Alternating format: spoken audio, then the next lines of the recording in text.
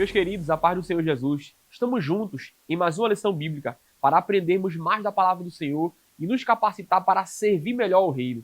Quero louvar a Deus por sua vida, que está aqui conosco aprendendo, buscando conhecimento, se aprofundar para assim trazer um conhecimento rico, profundo e sólido para os seus alunos. Nesta feita, estamos juntos em mais uma lição bíblica dos adolescentes, 13 e 14 anos, nesse trimestre tão especial que estamos trabalhando sobre a história do povo escolhido. Vamos dar continuidade àquilo que já temos aprendido sobre os juízes e hoje sobre o último juiz, que foi o profeta Samuel.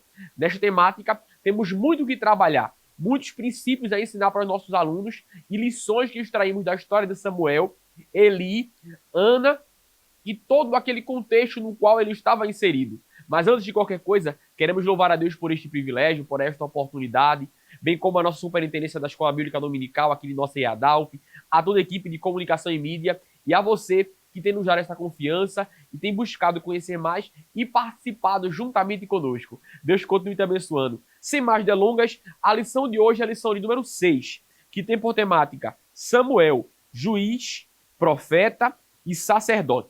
A nossa lição está fundamentada na leitura bíblica que se encontra em 1 Samuel, capítulo número 3, dos versículos 1 até o versículo 10.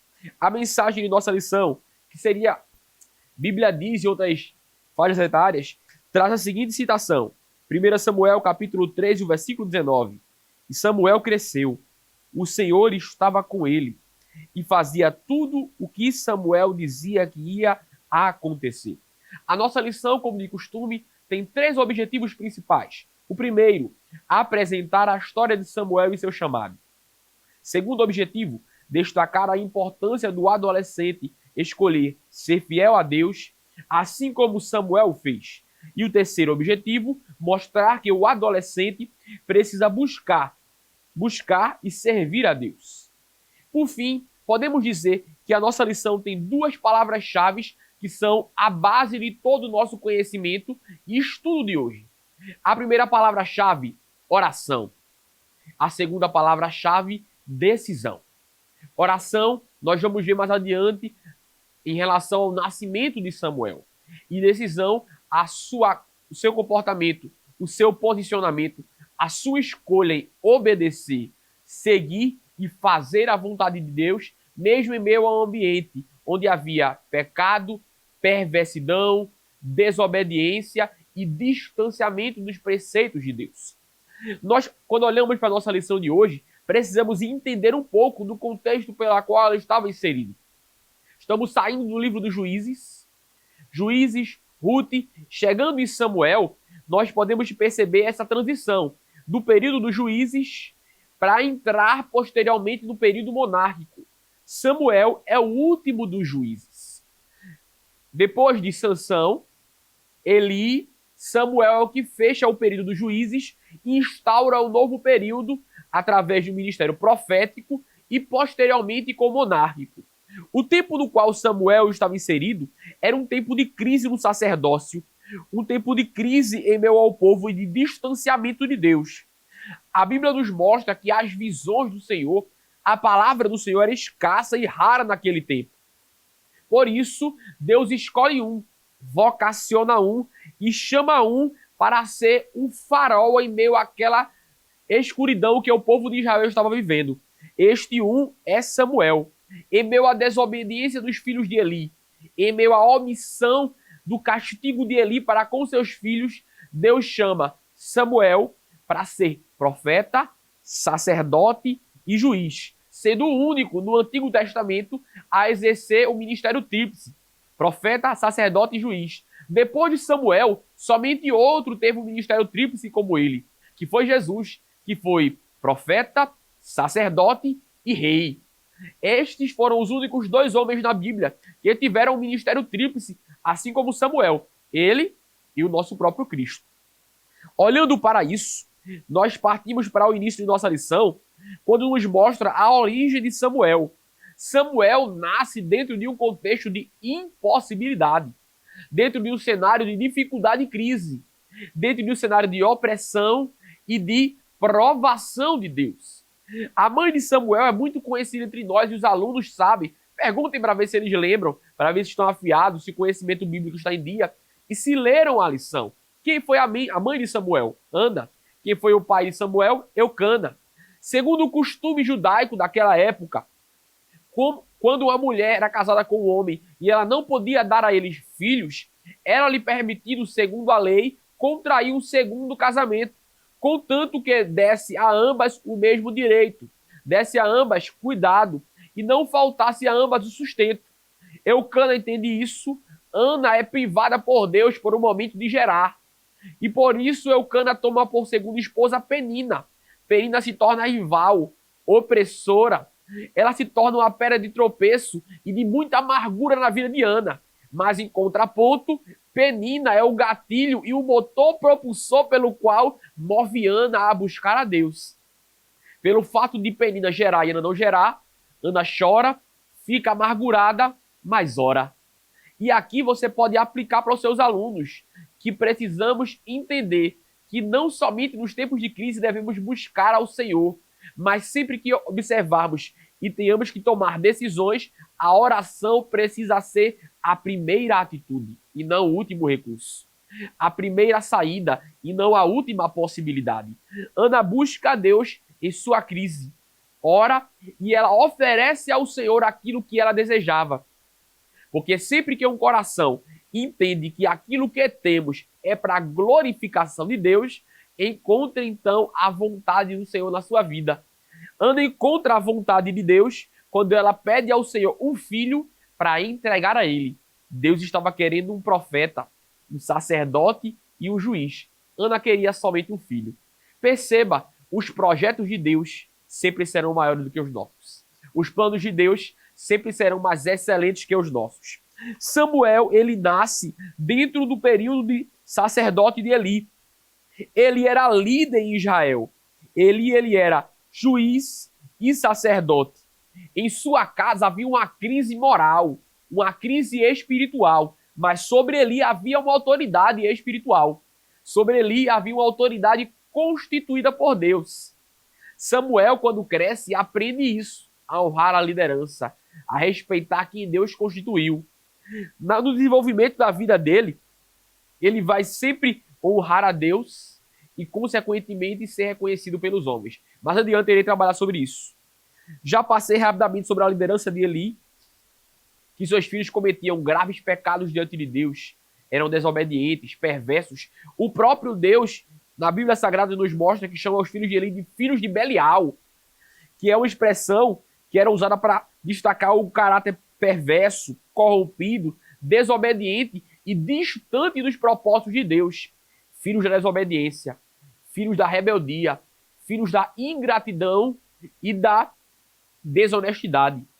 Este era o contexto da casa de Eli. Ana, ela se encontra com Eli, conforme podemos ver no segundo subtópico do tópico primeiro, o encontro de Eli com Ana, quando ela estava ali amargurada, mas orando. Sofrendo, mas orando. Chorando, mas orando. Perseverou Ana em orar ao Senhor. Colocou diante de Deus a sua oração. Eli não entendeu. A julgou por embriagada. A julgou como mais uma das mulheres que se deitavam fora do tabernáculo com seus filhos.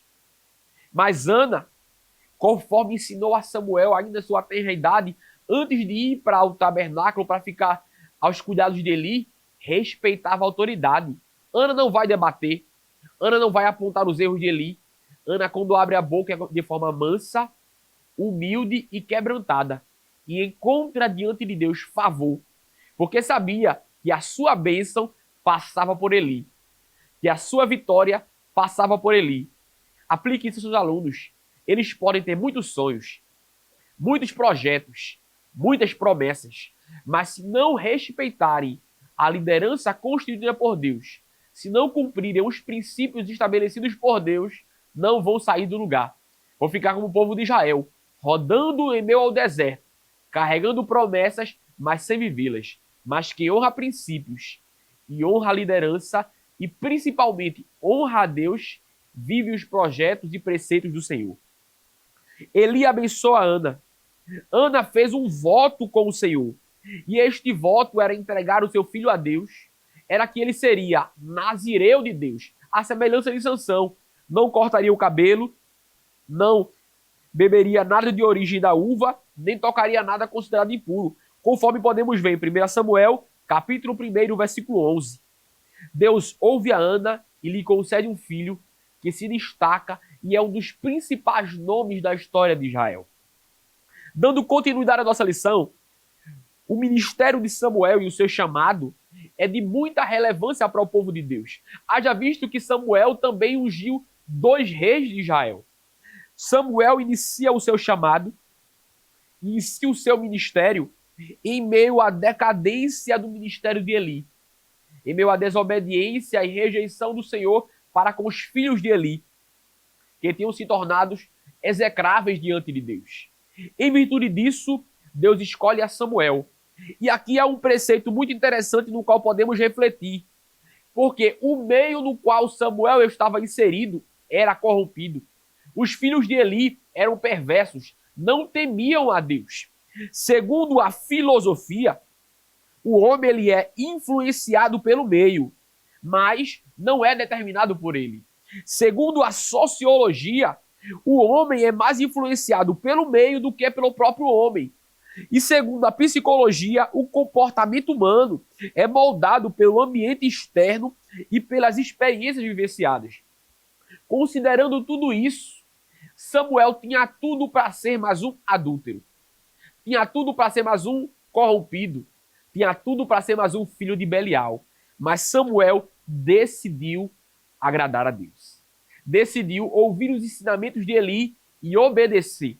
Em meio a uma geração corrompida e perversa, Deus está à procura de jovens como Samuel, que decidem agradar a ele em meio a toda a contrariedade e a pressão social no qual estamos inseridos. Samuel, ele honra a Deus. Os filhos de Eli não aceitaram a correção do Senhor e o seu pai se tornou omisso em não o disciplinar, nem tampouco em os corrigir.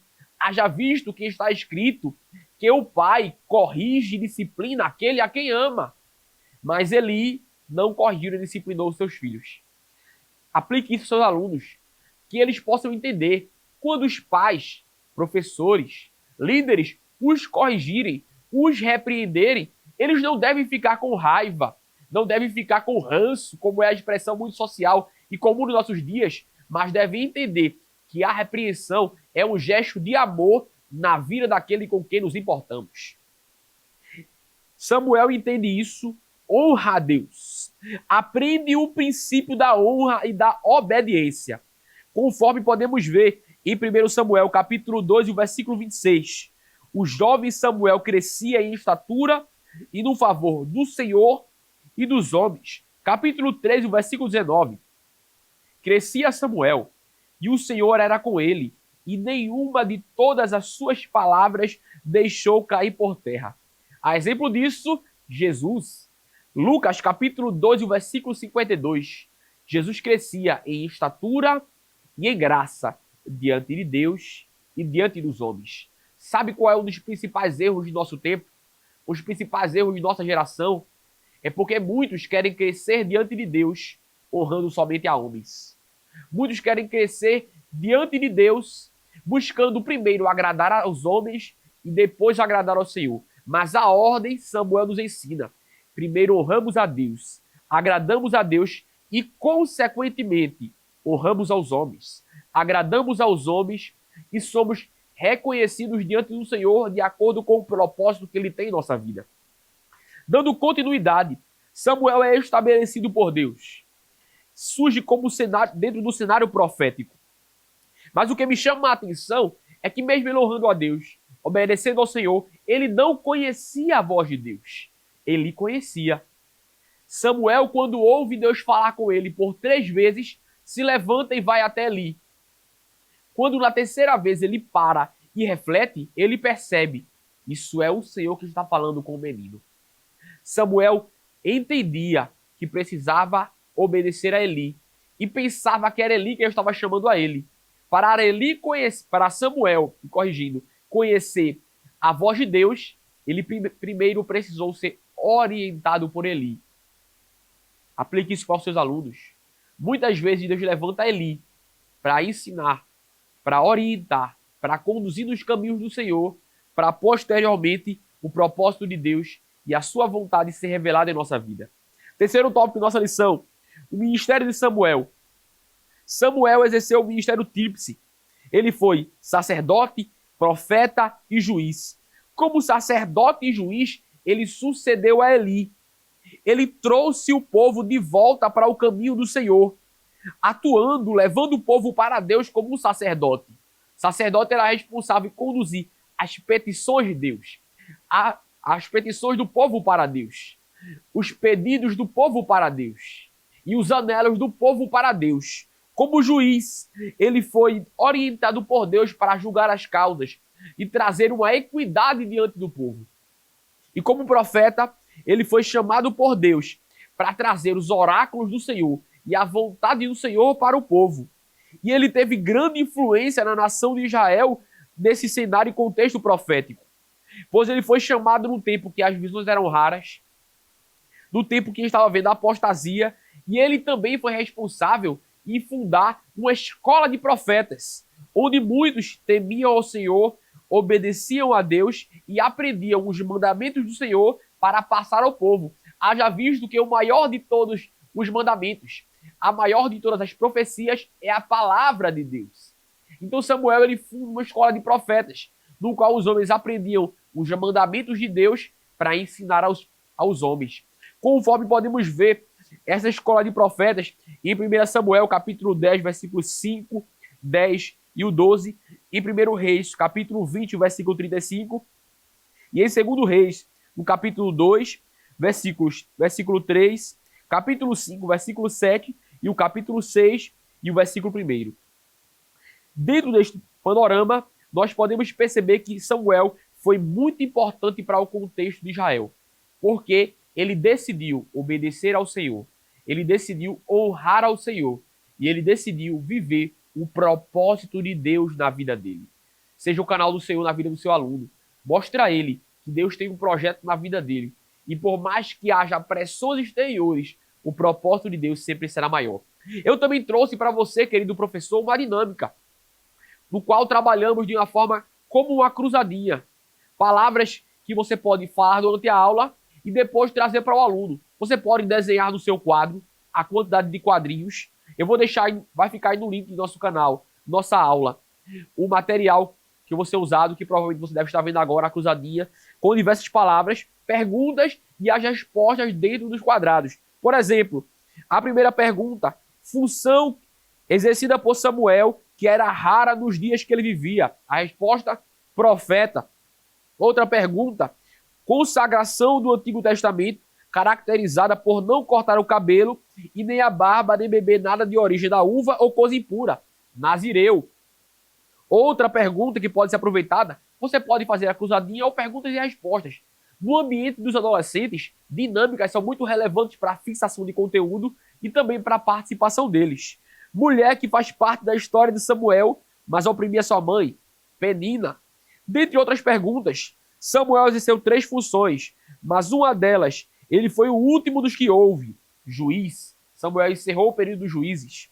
Outra pergunta que poderia ser aplicada, e também coloquei na cruzadinha, local onde Samuel tinha uma casa quando tornou-se profeta, sacerdote e juiz em Israel, Ramá.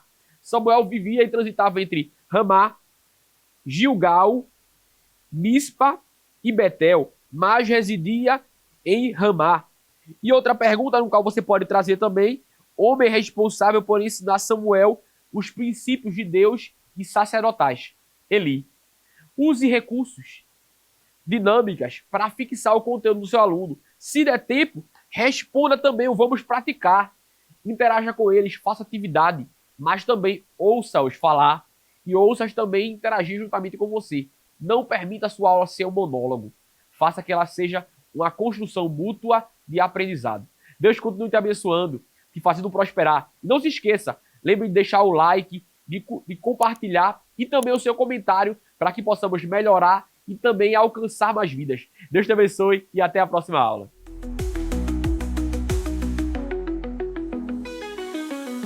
Que o conhecimento é capaz de mudar a vida de quem lê, a gente já sabe. E que livro você pode comprar em qualquer livraria. Mas nós transformamos 100% do nosso lucro em mudança de vidas, através da ação social, evangelismo e missões. Ao adquirir qualquer um de nossos produtos, seja presencial ou à distância, você está investindo em alguém. Na próxima vez que você for comprar livros ou artigos evangélicos, não vá em qualquer lugar. Vá na Livraria Arca Missionária. Uma nova história começa quando você compra aqui. Agora você pode fazer a sua contribuição através do Pix. Uma operação rápida, segura e sem custos. Abra o aplicativo do seu banco, clique na opção Pix e em seguida vá na opção Transferência. Depois é só digitar nossa chave Pix, que pode ser o nosso CNPJ 11 120 490 0001 86. Nosso e-mail contribua@eadalp.org.br ou nosso celular 81-98883-2755. Verifique se a contribuição é para a Igreja Evangélica Assembleia de Deus em Abreu Lima, Pernambuco.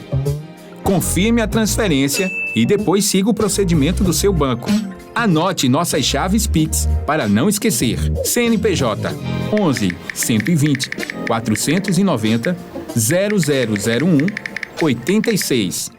E-mail contribua@iadalp.org.br. Celular 81-98883-2755. Você está contribuindo para o crescimento da obra de Deus.